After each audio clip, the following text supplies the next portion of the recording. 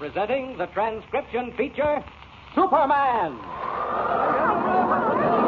Up in the sky. Look. It's a bird. It's a plane. It's Superman.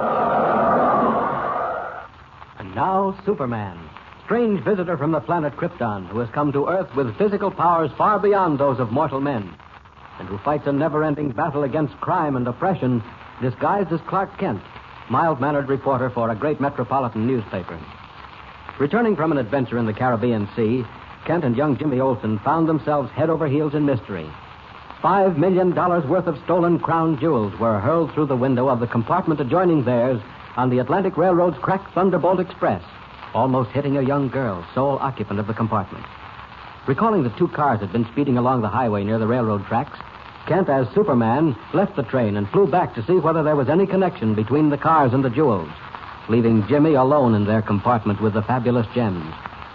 But unknown to either of them, the Yellow Mask, after the $5 million treasure, has boarded the train and is at this very moment questioning the young girl, pretending to be a railroad detective. Listen.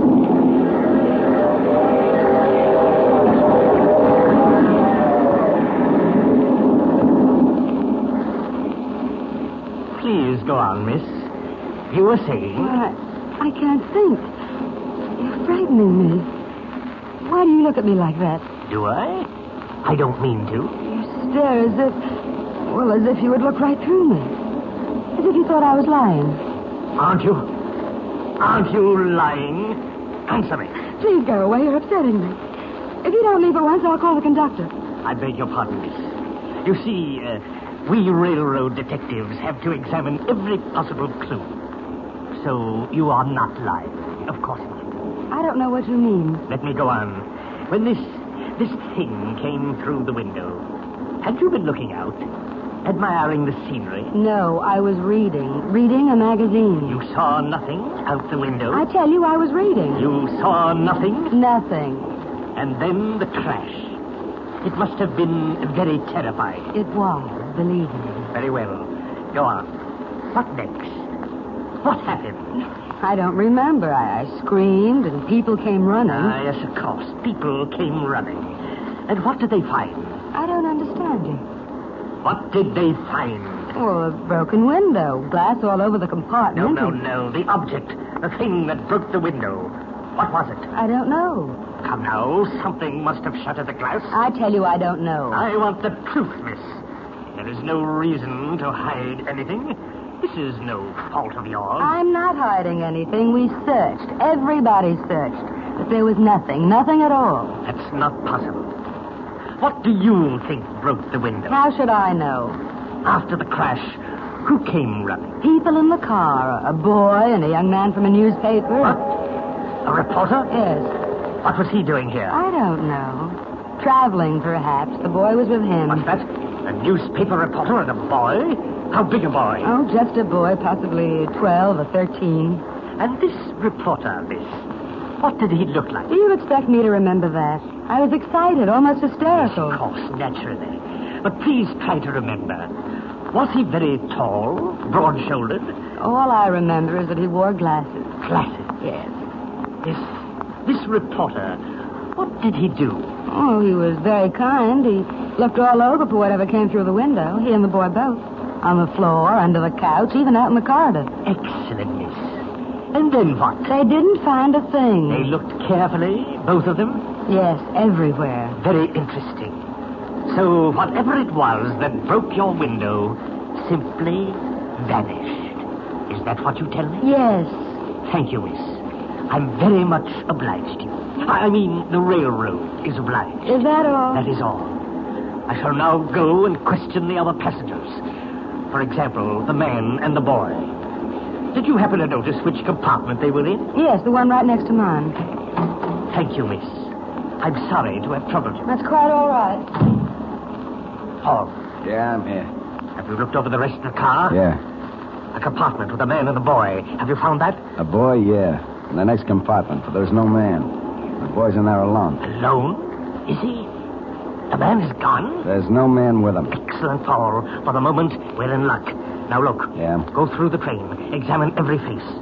You remember that once before we encountered a news reporter named Clark Kent. Yeah, I remember. Go and look while I wait here in the vestibule. See if he's aboard. All right. And if he is, what then? Shadow him. Don't let him out of your sight. I believe I shall go in that compartment and have a talk with the boy. If he is alone, so much the better. Now go. Hurry.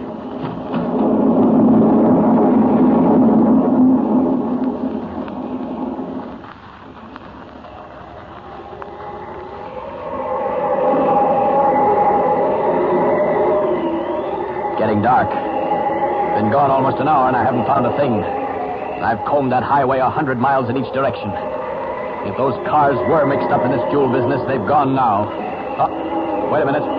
What's that? Looks like a fire on a back road. It is a fire. A burning car. There's been an accident. Have to look into this. Hello? Hello, anybody here? Anybody hurt? Help. I'm coming. What's the matter? Quick. They got me. They got me all right.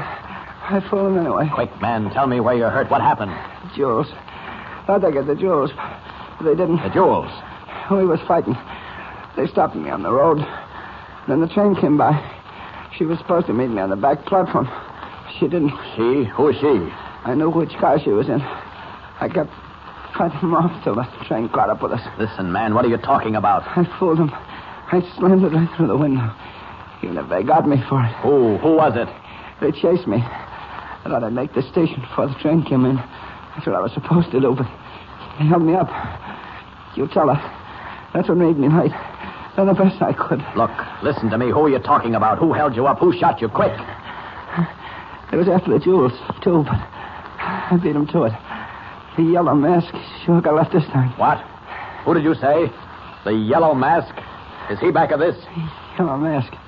Plenty smart, but wait till he meets her. The yellow mask after the jewels. And Jimmy alone back there on the train. Got to get back before something happens. But I can't leave this poor chap. Wait. What's that? It's a police siren. They've seen the fire. They'll take care of him. And I can't have them finding me here. Not now. Up! Up!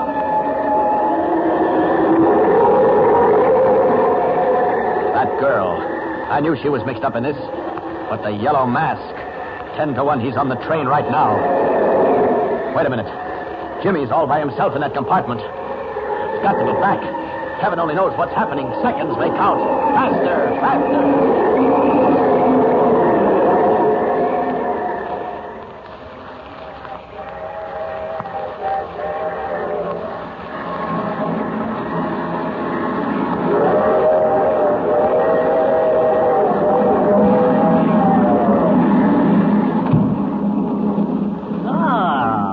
Excellent, Paul. Back so soon. What have you found? Nothing. He ain't anywhere around. Don't be a fool. The train hasn't stopped since I got on. He must be on board. I say no. I searched the whole missed train. him. You missed him, I see. Never mind. Wait. I wonder if he's back in the compartment. Maybe. You sure he didn't pass you in the vestibule, boss? Nobody came this way. But it's well to make sure. Come along.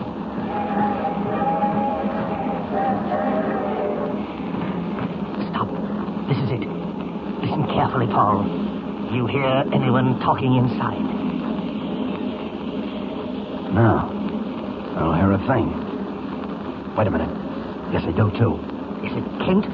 Is the boy talking to Kent? Wait. No. I don't think it's Kent. Nah, it's the porter. The kid's telling him what he wants for supper.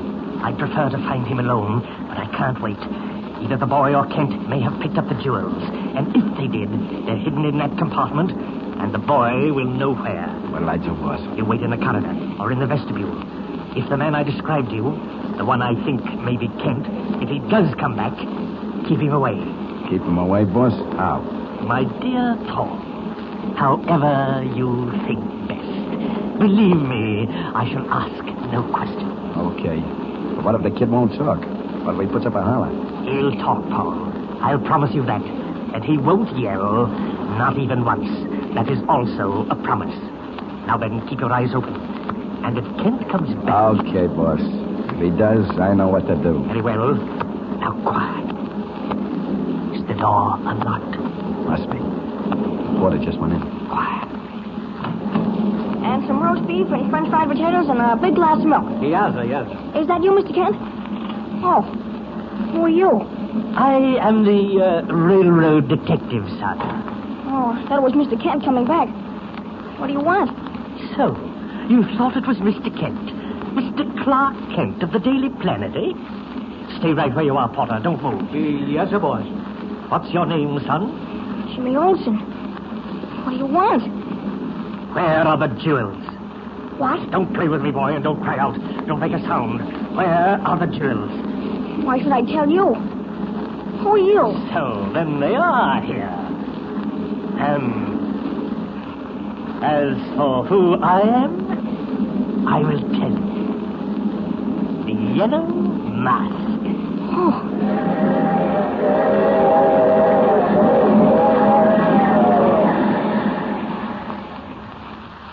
Jimmy and the terrified Porter alone in the compartment with the Yellow Mask, while Paul waits outside to forestall any possible assistance. Can Clark Kent, in the person of Superman, winging his way back along the miles of steel, return in time? And what of the mysterious young girl?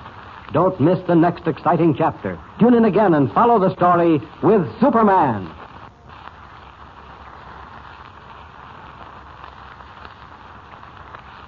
And remember, tune in the next thrilling installment of the transcription feature, Superman.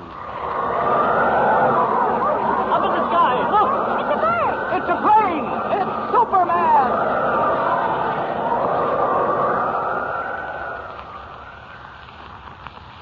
Superman is a copyrighted feature appearing in Action Comics magazine.